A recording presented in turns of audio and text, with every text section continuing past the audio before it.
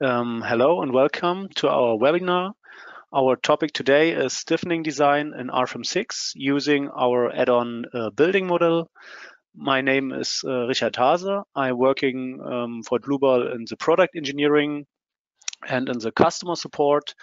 And I will moderate today the webinar and answer your questions. And my colleague Bastian will show you the webinar today, but he can introduce by himself. Yeah, thanks, Richard. Yeah, my name is Bastian Kuhn, and I will do the presentation today. And after a short introduction from Richard about the used software, we will directly start. Okay, then first we can deactivate our cameras. Yes. And yeah, if you have questions during the webinar, you see here this panel, and you can write your questions down there, and I will give you an answer. If we have the case that too much questions are open, then you get the answer later, or even you have the option to watch at the webinar and write after that an email to info@dlubal.com, and we also will give you an answer then later. Okay, that was introduce, and Bastian, you can start with the presentation for today. Okay, thanks, Richard. Okay, what we are gonna do today, I will tell a little bit about how to create stories with the building model add-on. What I want to show you, I will show how to divide a 3D structure, actually the one that you see here on the right side, into slabs and shear walls. And in order to understand how the building model add-on works, I will also explain the comparing of a support reaction as load transfer. It's a little bit of a hidden function in RFEM 6, but in my opinion, it is perfect for understanding how the building model add-on works. Yes, and last but not least, I will show you the combination of the load transfer and the building model, because I choose this building that I'm using today because it's nearly perfect for showing the advantages of the building model add-on, but also about the function support reactions as load transfer, because it is smaller on the top. So the nine stories here on the top are smaller than the 3 stories in the bottom, and therefore you will, yeah, it is recommended, or in my opinion, it is the best way to analyze this bigger cantilever or balcony outside with this bigger area with the 2D analysis. And in this way I can combine 3D and 2D calculations. Okay, before I start to explain it via the software, via RFEM 6, I want to tell you just a few words about the project that I'm using. You can find the project on our homepage. I did not 100% model it the same way for today, but it is, yeah, adapted to this building. It is in Amsterdam in the Netherlands, and yeah, you see, I mentioned it already, it is smaller for the 9 stories on the top. It is completely made of CLT. That's already a difference to what I'm showing you today, because I'm combining it a little bit with concrete in order to have a hybrid structure here. And here you see the RFEM original model, and you will directly find out that the model that I'm showing is a little bit different, but it's, yeah, as I said, it's adapted to this. I used the same model in a previous webinar from the summer last year, yeah, from August last year, and you can also find it on our homepage under support learning webinars. It has the number 002965, and in this webinar I took a deeper look into the vertical load transfer and also in the dimensioning with the add-on timber design. And this is not today's topic. Today's topic would be only to look how the building model works, how it works for stiffening the elements, how the load transfer works. This is the aim of today's webinar, and I hope I will be able to show that all to you. All right, now it's the time to jump into the program. Maybe take a short look. Any questions so far? No, that's good. So this is the structure. As I said, it's only the smaller part of the building, from story 4 to story 13 has a complete height. So this part of the building has a complete height of 27.5 meters. It has a length of 19 meter 20 and a complete width of 6 meter and 70. Maybe we also take a look to the ground floor just in order to understand how the building works. You probably did not watch the previous webinar, or not everybody of you watched the previous webinar. As I said, it is made of CLT. So I have 3 slabs of CLT attaching here. Maybe if I show the nodes, we can also give you an estimation of which dimensions of the CLT plate we are talking. So each of it has a length of 2 meter and 40. And this is because it would be possible to produce a CLT plate with a length of 6 meter 70, but it would not be possible to bring it to the assembly, to the building site. And that's the reason why in the practice this is always transferred into several pieces. And in order to regard the connection in between, I modeled here a line hinge, or this is also in the original model that you can download in the customer project from our homepage here, with the stiffness that I calculated, in order that the structure is not collapsing, because obviously when we look in X direction on it, if you put on load in here, I can also show the load in here, and you have no support, no downstand beam, it's clear that this will collapse on this, because there's no moment rotation, it's not moment stiff in this direction for this load behavior. Okay, so this is the structure itself. You see that wherever there is a wall, there's a failing support underneath, which can only bear pressure contact, and I have a tie support at the end and the start of a wall, wherever a wall attaches. And here we have the concrete wall, which is quite stiffer inside, and yeah, here I have this walls attaching to it.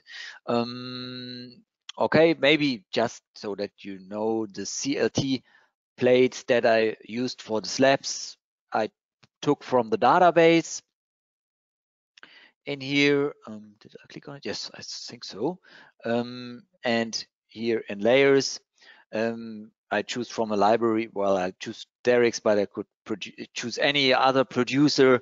It's possible to use producers from all over the world in here.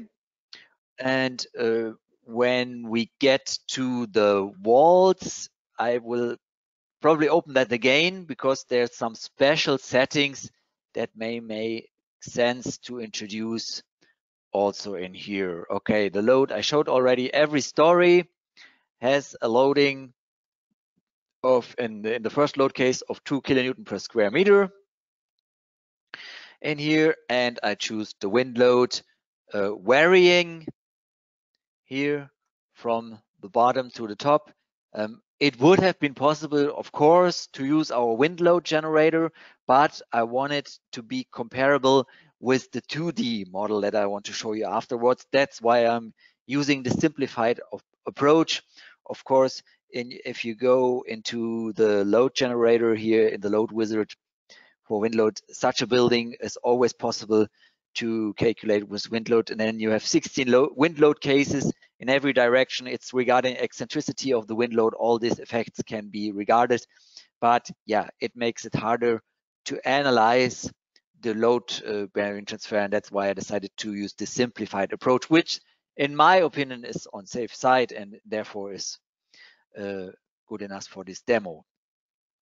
Okay, this I can switch off the load now in here, and yeah, I mentioned it. Take a look at the slab or at the walls. Slabs we did.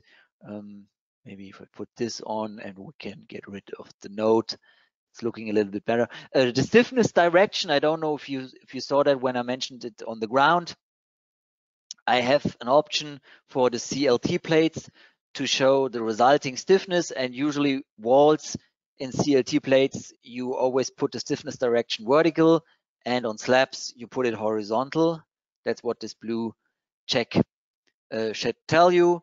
Here is the already mentioned concrete wall, just to make it stiffer and to show you that it's not 100% related or to timber.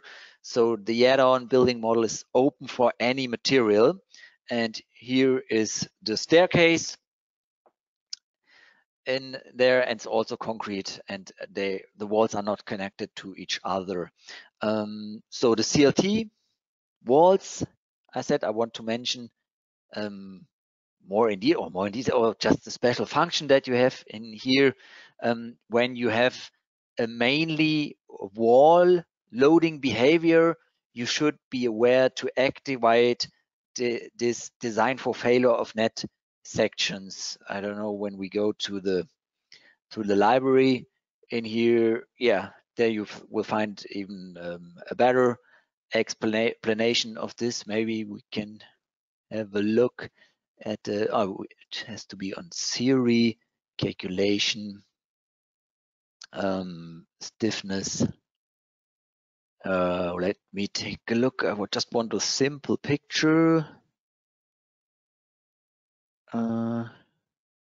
Yeah, or maybe I'm not finding it. So maybe in stresses. Yeah, this one. You see, that's the torsional loading behavior, which is activated only if you have activated this check in here. So yeah, for the wall, that would be quite important. And ongoing, the load transfer for the stiffness of a wall should, for CLT plates, always be reduced by a factor, in this case 0.69 for K88. And in such way, every wall is bearing force in here. That's the point.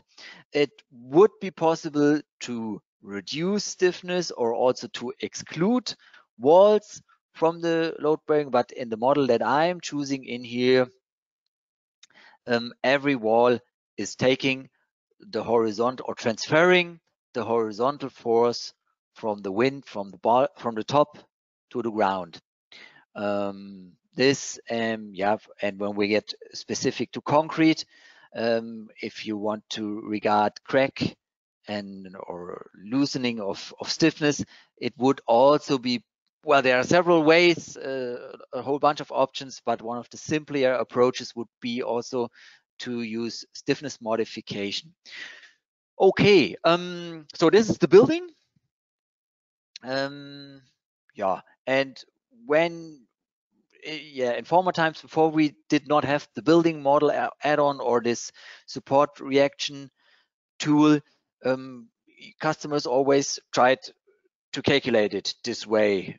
Let's say we have load case 1 with the 2 kN per square meter, and we calculate it, and yeah, maybe we can remind just this little vertical force in here, 257. I can put it into my shortcuts also, so just that we remember it afterwards. But the problem always is when you do calculate such a structure in this way, it is not the reality. In the reality, such a structure would be assembled from the bottom to the top. And now you are calculating from top to the bottom, which is, yeah, strictly or hardly said or roughly said, it's wrong. And you should not do it, or you should find a way to regard settling of the structure during the assembly. What is when, yeah, a stiffening element is failing or whatever. There are hundreds of things you should regard, and when you just calculate the whole building, it can become extremely wrong. Okay, so now how would you do that? Of course, you can reduce stiffnesses, define line hinges, and so on that I showed you in the slabs in the start. All these possibilities you have, but it makes just the calculation very complicated. And this is actually where the building model attaches. So we will go to the building model, activate it, will change nothing else. And now that we did so, we have here in the structure, building model, right in the columns, 4 options to define building stories, floor sets, shear walls, and deep beams. We have the same functionality here in the data navigator, and we'll actually at first step define the building stories. Okay, I will put on the rendering and activate rigid diaphragm. Yeah, so the first story is already there. You see it knows, so the software knows it is located, the first story, from the origin 0 to minus 2.75. I can always choose any level elevation that I want. I get a mass. I get also a mass center. Obviously, where I'm having the concrete kernel, I have more mass, and that's why the mass center point is moved a little bit to the left side here in here, and afterwards it will also calculate us a stiffness center of the complete structure. So okay, I will do this now for all the other stories in here. So we have 9 stories in total in here, from story 4 to story 13. Here the top elevation, yeah.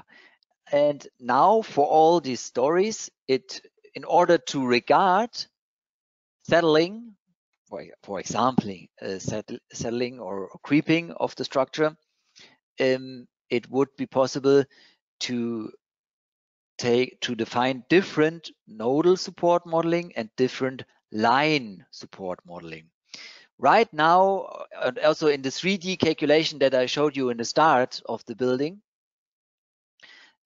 every FE element has the stiffness of the material, E modulus, with the thickness. This gives you the vertical stiffness of it, E by A.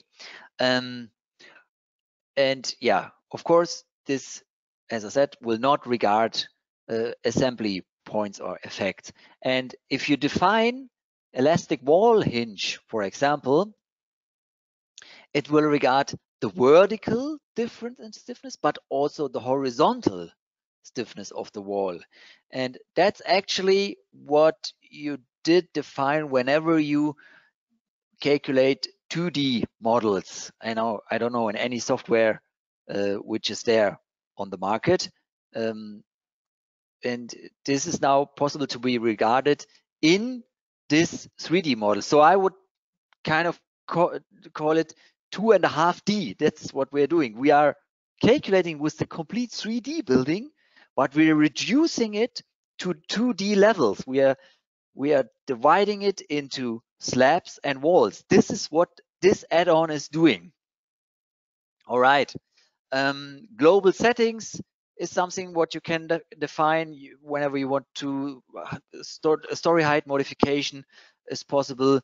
Or if you say, because of my installation, I have openings that I maybe want to regard for the vertical load, but not for the horizontal, you can also ignore that. That may make sense and is, yeah, a brand new function, why I'm showing it to you today. Okay, now it's deleting the results. Of course, it's deleting the results. And apart from the mass, you see not really much in here. That's not so much happening. And you see, okay, every story has its own mass. Of course, the ground story has also this this bottom slab in here. That's why it has this this higher weight. Yeah, but that's actually it. But now when we activate the special object rigid links, I hope it gives you kind of an imagination what this is doing. So you see from the gravity point, from the mass point of the structure, we have a connection to every FE node here. So in this way, we are calculating 3 times, and we have now, as I mentioned, we have divided it into slabs and walls in here. This, maybe if I just go, no, I cannot go back. I should have showed to you before. But when we look for the ground floor, there the stiffness type of the slab is standard.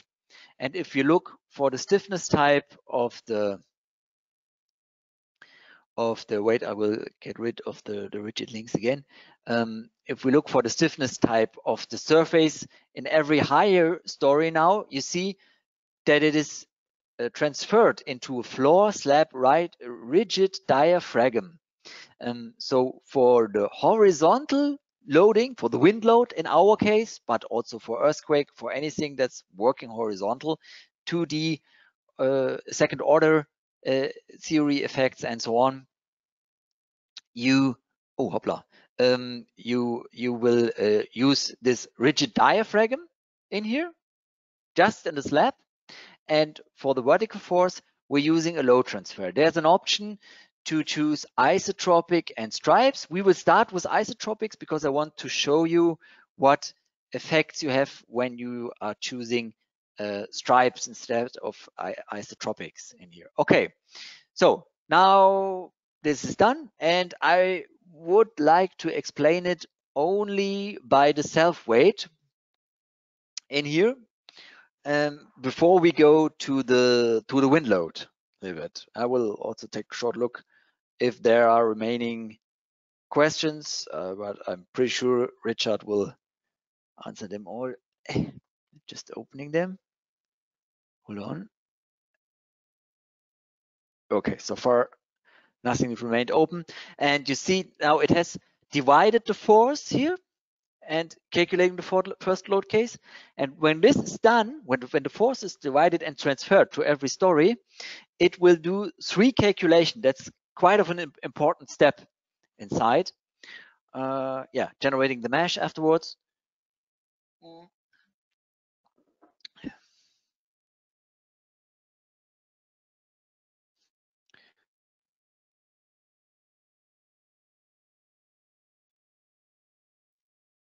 I hope we can have it soon. Otherwise, we would take a look. Oh, right, there it is at the 2D position.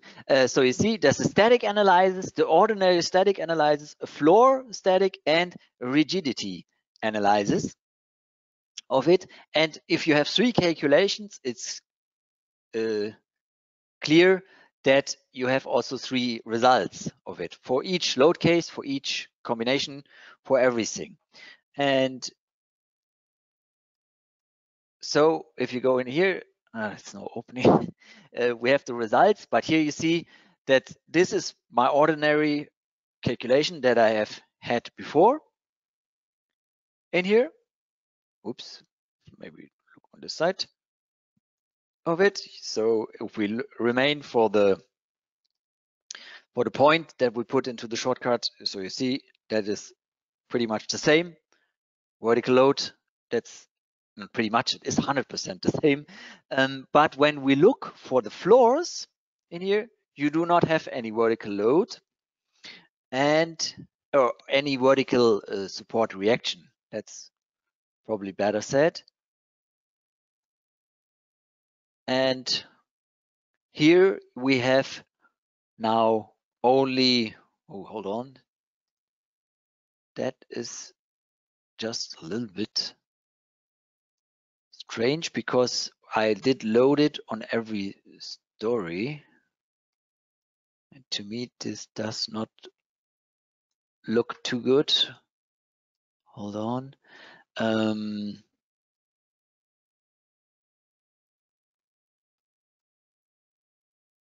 think it's not connected inside here. Okay, there's a small problem that I'm facing that I don't understand. I had prepared the model before in a working position, and I would like to open this apologize for this because this is not the result that I would expect in here. Okay, so here it is again. Sorry for this. And we now also have to wait again for this result. But yeah, as the mesh and the transferring of the load is already done, I suppose that I will receive better results in here. There was no connection from the top points to the other ones, and so this is was obviously not correct. I don't know. I will take a look on this later on. All right. So global deformation analysis. We look for the floors and hope that this is now better in here. Yeah, it looks way better. Yeah, perfect. That's actually what I wanted. So you see now that I'm looking for the floors, you only have here, and for the first load case, deformation in the floors and no deformation in the walls. The walls are in this global 3D calculation in here. And we will take a look on the walls in the load case 2 afterwards. But right now we will take a look to the floors. And when we activate the functionality surfaces and loads from distribution, you can see now here that I have a constant force in here, which is actually what we want. But when we switch back to the reason is because I changed this slabs already to the isotropic, from the isotropic to the varying point, and I would like to show you the effect again, what this is doing. All right, here, so this, okay, yeah, change this 30 surfaces and go back to the standard isotropic FEA stuff, and I will calculate only only the load case 1.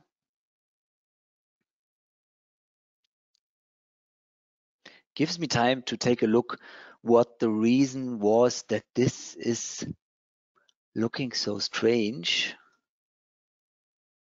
Maybe if I take a look into this, but this is all correct. And maybe I could also activate shear walls and deep beams. It's a function that is perfect for analyzing results, and maybe then it's connecting it correctly. Just to try for now till the calculation runs in the other model. Hold on. Okay. This, and this is something what you could use for directly defining reinforcement in here and also generate result sections. I will just show this to you on this shear wall in here. All right, to me, definitely good to delete the results here. And I also will define a deep beam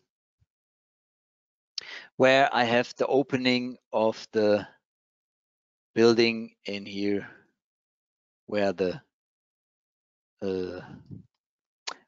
staircase is. Therefore, I have to activate the surface cells because this would be good to be used by surface cells. So we go surface and surface sets, and we were using this here, and this can now be seen as a downstand beam. All right, say okay, and also maybe generate a result section. Say okay, and maybe also use this function in here to use load transfer X stripes right now. And here you see that that's what I choose before. in the original or in the other model that I showed you, it's possible to use uniform load distribution. And when it's not uniform, we can take a look now on the other models. I apologize, it's now a little bit, maybe a little bit confusing, because I'm now opening already two models or two instances of RFEM, which was actually not the plan, but is how it is now. Okay, in this other model, we are transferring also the mesh and have also already the result in here. So this pretty much looks the same, but when we activate now the load, you can see, okay, it is now taken from the top story or slab, from the top slab to the slab underneath it. And you see now here, it is varying, which is not what we want. We want to have it constant here for our static analysis. It's what you always choose when you take a look at the support reactions. And here you also take them constant. Okay, let's just for comparison open this other one in here. Yeah, that looks now also better. So we can proceed with this. I don't know what went wrong there in the other model, but now it looks good, and we can start with go on with this. Okay, and in here we say now surface load from distribution activated. Get rid of the surface load. And we are in load case 1, and you see it has here now a constant value of 6.8. Okay, I want to open now a third or second instance where I want to show you how vertical load transfer works. During this, we will calculate also the wind load in here and jump now to the other model. This is a 2D model. It may not look as a 2D model, but it is, because everything that I did in here is that I just simply copied every story. There's no connection in between each story. That's from story 4 to story 13. With all the supports that you have in here, I have the same load. So load case 1 here, self-weight, and the wind. Again, also horizontal. And now, how would you do it in previous times to regard something like this? When you do not have the add-on building model, you would transfer the load from this slab to this. And this, of course, can be done via the function here, load wizard import support reactions. In here, you can go into the Dlubal Center and say, okay, I'm connecting my story 13 from this all stories with this story 12 in here, and I can choose the supporting nodes, the supporting lines, and say, okay, please attach this force to this one. And then I can say, okay, here's it's the same as what we've had in the stripes and isotropic FEM method. Here you can also say I'm using uniform or varying, but at least for this webinar and for all the engineers that I know, they always want to use uniform loading. I myself also want to use uniform load distribution. And here you say, okay, I'm transferring from load case 1 self-weight to load case 1 in the other position. In this case, I only have vertical load, so I'm using only Z. And in load case 2, as I have wind load in there, I want to transfer all directions without moments in this case, because they are all hinged. I do not have any effects. And when you calculate this one here, do I have results? Oh, I have results. Here, and then hold on, switch off. Also in this model here in story 12, I have self-weight and also horizontal force. Hold on, line loads. So you see they are here. And now when I look for load case 1, you see that I have here a value of 5.6, which is pretty much near what we have in the bigger 3D model. And when we look for the results in load case 1 in here, so you see that this value we have in here, 5.6 surface loads is the resultant here. And of course, you also have it on the story 12, 5.8, but as this is not regarding the load transfer from the top, this is already the error what you are doing here in this 2D model, because you are not taking the force from the story 13 to the story 12. This you have to do in this separate position. Okay, and it can work the same way with the wind load. So when we take the wind, as we did it here for the wind load case, and maybe again we look for the stir case for the concrete kernel, we have here a horizontal force, and here we also can activate the info box maybe, and maybe only visualize this in here. This is now this and this. And when we look for load case 2 in the bigger 2D model, this is this, hold on, do the same in here.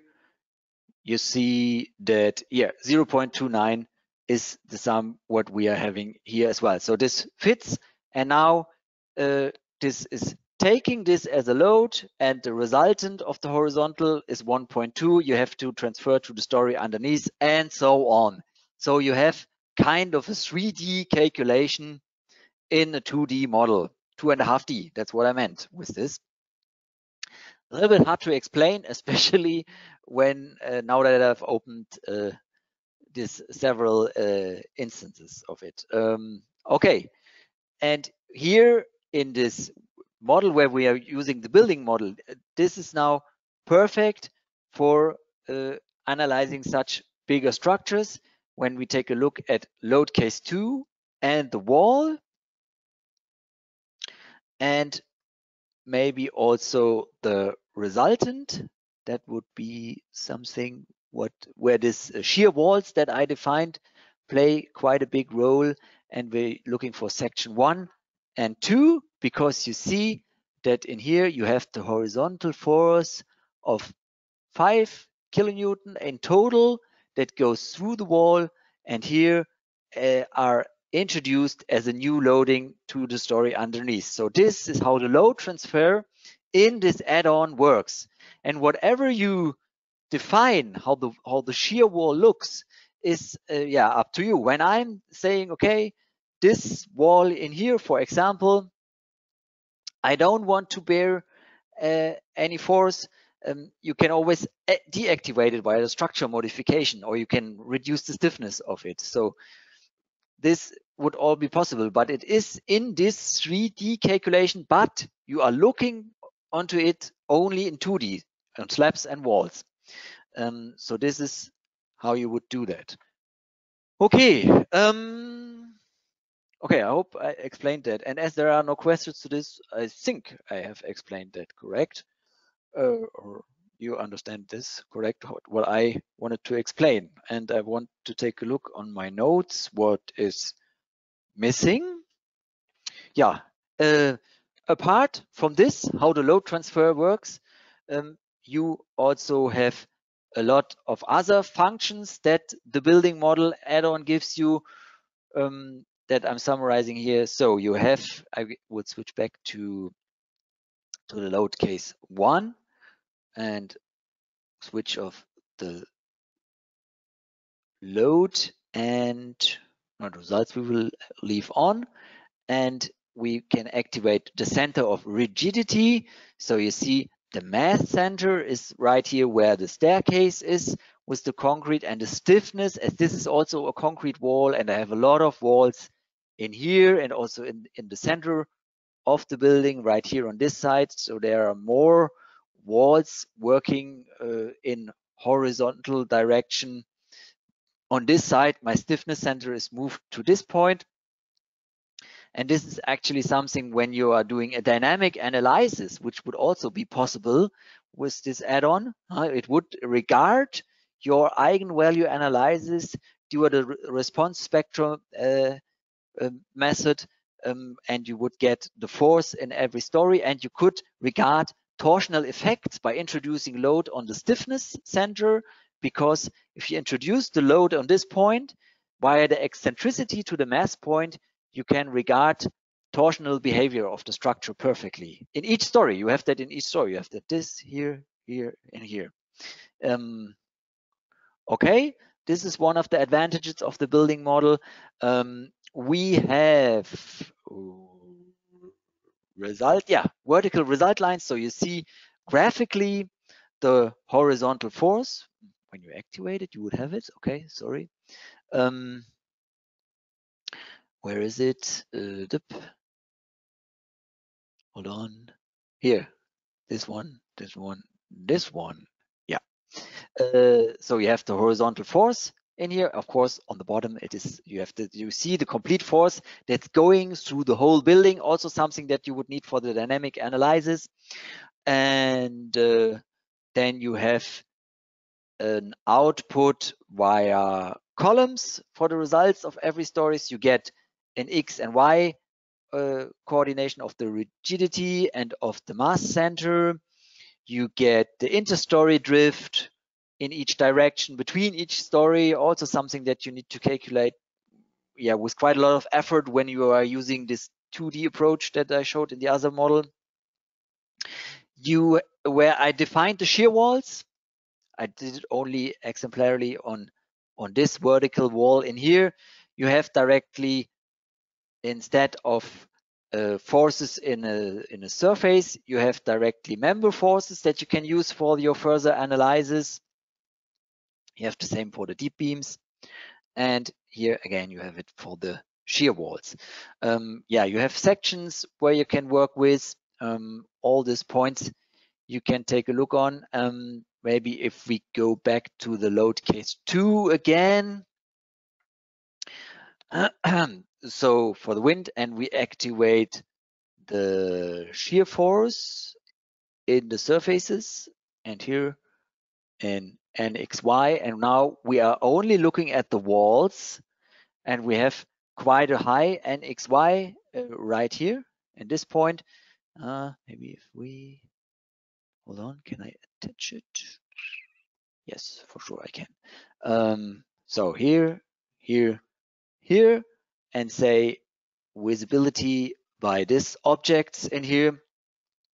You can see, okay, load transferring is, as I already mentioned, is done by the surface itself. If you model it to have a reduced stiffness, if this would be a CLT wall, it would include the reduced stiffness. If you have defined a line hinge in here, that would be regarded, but right now I did do nothing with it. It's using this shear force in between, and that's the result that I have. Of course, I can always have my shear force integrated here, via the result beams. This is also done automatically by this add-on building model. All right. Yeah, this is the advantage. Let me take a look. I probably have missed some points, but I can't remember them now. Yes, one thing. If we cancel the visibility mode and take a look for the floors again, so you see also an effect.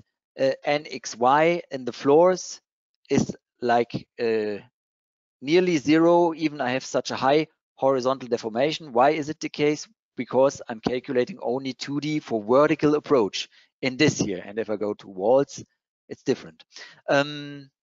All right. Then whenever you have used visibilities, it's also nice that the building model add-on calculates you or generates you stories. So you can always say, okay, I'm activating story 9 and story 1. You always have it directly automatically generated and can work only in this specific story. So that would also be possible. I think that's all I have to say to the building model add-on. And now the last point that I want to show you. Now, if we go back to the homepage and take a look to the building, here I mentioned it, when there's such a point or such a critical point where a smaller building attaches to a bigger structure, it's probably necessary to do a deeper analysis on this special point in here. And how could you do that?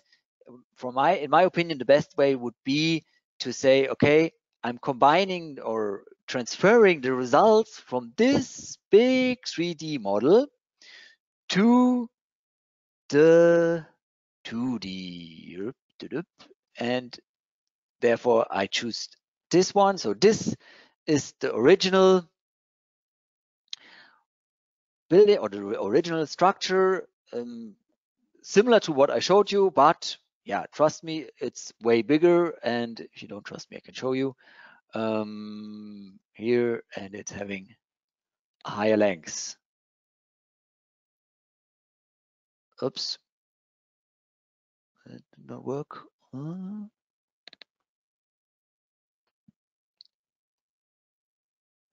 Why is it not working? Okay, yeah, it's longer. I don't know. You can see it. The original building or the building from story 4 to 13 goes from this point to this point and has this width. And now, if we remember the resultant that we showed, take a look on when we started it. I just move it back in here, 257. That's the value we want to have. It is always possible to combine the results of a building model add-on with import support reactions. And this is nothing else what I did here. I choose the connected model in the Dlubal Center in here. So I choose this one and say, okay, just for the demonstration here today, use this number 1553 and transfer it to line number 56. And again, transferred here. So, and you can see that this is now just, again, as a demo, transferred correctly to it. Okay, yeah, maybe a little bit confusing, but I hope you got it all. Otherwise, just give us a call and we will try to show you that more in detail, and hope you can explain and see the benefit that this add-on will offer you. And I give the word back to Richard. Okay, then can you give me the display? Sure. Yes, there you go. Okay, moment, then I hope. Ooh. Confused by the video? Yeah. Oh, sorry, I can switch it off, no problem. Wait, I hope you can see my display now. Right now it's green. Yeah, okay. I hope. Yes. The PowerPoint. Okay. Yeah. Okay, perfect. Yeah, then first, thanks, Bastian, for the presentation. And yeah, if you want to book your free online appointment for the building model or even other add-ons we have, please contact our sales colleagues over the QR code or over this link. And yeah, you will get a free demonstration from one of our experts. Okay, then I want to show you other free online services on our webpage. For example, the GeoZone tool. Maybe I can switch on our homepage here under products, GeoZone tool. Oh, I hope it opened it. Or not logged in. Okay, one moment.